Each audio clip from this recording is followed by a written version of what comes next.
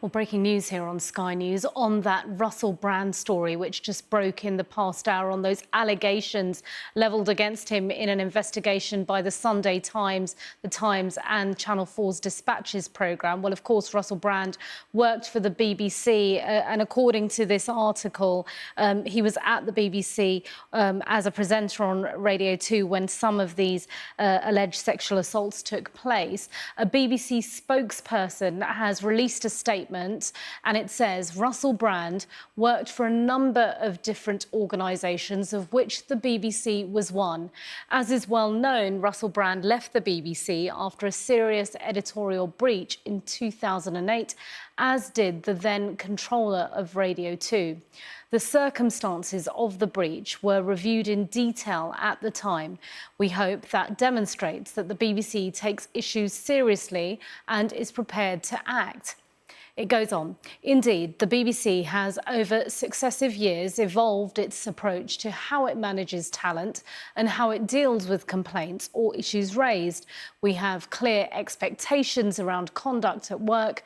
These are set out in employment contracts, the BBC values, the BBC Code of Conduct and the anti-bullying and harassment policy.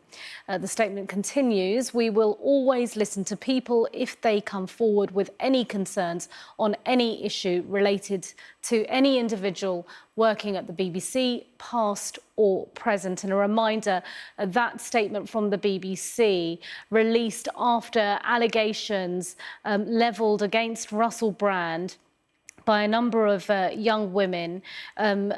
These allegations pertain to alleged sexual assaults between 2006 and 2013 while he was a presenter, not just at BBC Radio 2 but also Channel 4. Russell Brand vehemently denies the allegations and he released a video statement last night denying any criminal allegations. We've just had a statement come through from Channel 4 regarding those allegations made against Russell Brand, revealed in an investigation tonight. Channel 4 says that it is appalled to learn of these deeply troubling allegations, including behaviour alleged to have taken place on programmes made for Channel 4 between 2004 and 2007. We are determined to understand the full nature of what went on. We have carried out extensive document searches and have found no evidence to suggest the alleged incidents were brought to the attention of Channel 4.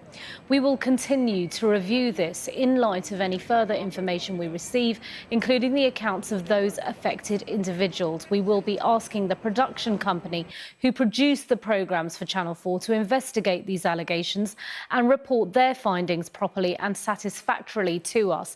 It goes on. In the many years since the alleged incidents took place, there has obviously been extensive change in Channel 4's management and commissioning teams. Today, Channel 4 has a zero-tolerance approach to unacceptable behaviour and has a robust code of conduct. We require all suppliers to have in place a rigorous safeguarding policies and provide whistleblowing support, including Channel 4's Speak Up facility. We are committed to ensuring our industry has safe, inclusive and professional working environments. That statement coming into us here at Sky News from Channel 4, of course, following those allegations that Russell Brand denies. Let's bring in Sky's Matthew Thompson. He joins me from the newsroom now. And Matthew, in quick succession, once these allegations were revealed in this investigation, we've had a statement now from the BBC and Channel 4. Russell Brand has denied the allegations, but clearly this has ramifications that will rumble on. Oh, absolutely it does. I mean, I think it's important to be clear. There are, if you like, broadly two categories of offences alleged in this investigation in the Times and in Dispatches.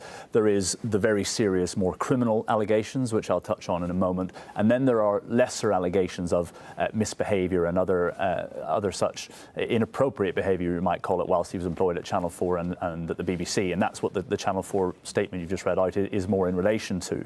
But the more serious allegations are made by 4 different women. One of them was just 16 at the time of the alleged offences.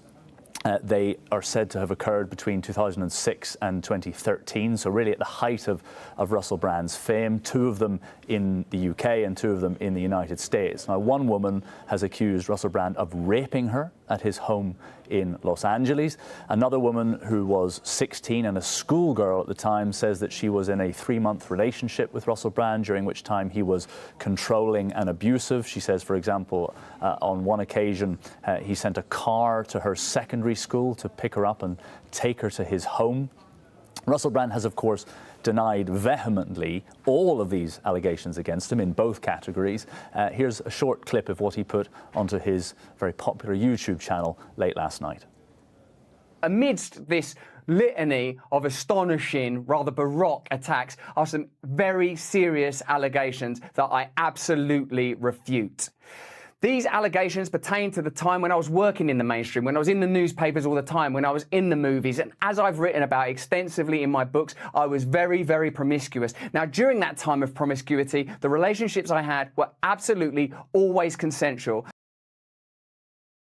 Now, Russell Brand's career has been varied, I suppose you could say. It began in the year 2000. He was a finalist at the Hackney Empire New Act of the Year. He then made a debut at the Edinburgh Fringe Festival.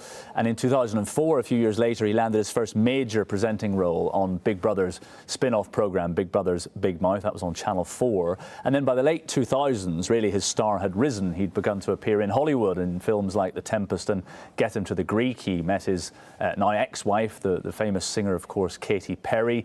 But he has courted controversy. In 2008, his radio programme, The Russell Brand Show, was involved in the so-called Saxgate scandal, where he and Jonathan Ross prank called and left lewd messages on Andrew Sachs, the Fawlty Towers actor's answer phone. Then into the 2010s, he turned to politics, really. He became something of a commentator, an activist. He was interviewed on Newsnight, on Question Time, and wrote various articles in the press. And although his Hollywood star has now perhaps waned somewhat, he still maintains a very, very popular presence on social media. He has a YouTube channel, as I say, where he posts videos, which I suppose you could say have a sort of conspiracist bent to his nearly 7 million followers. And so because he's almost become a self-promoter, a self-publicist, it's hard to say what the effect of these allegations will be on his career in the short term. But there are, as you said at the beginning, questions for some of the more mainstream broadcasters. The Times investigation does say that complaints were made about Brand's behaviour whilst he worked at Channel 4, whilst he worked at the BBC. So questions for them. And obviously, of course, as I said, the more serious category of allegations is potentially criminal. And so there may also, we have to assume, potentially be police involvement in this at some point as well.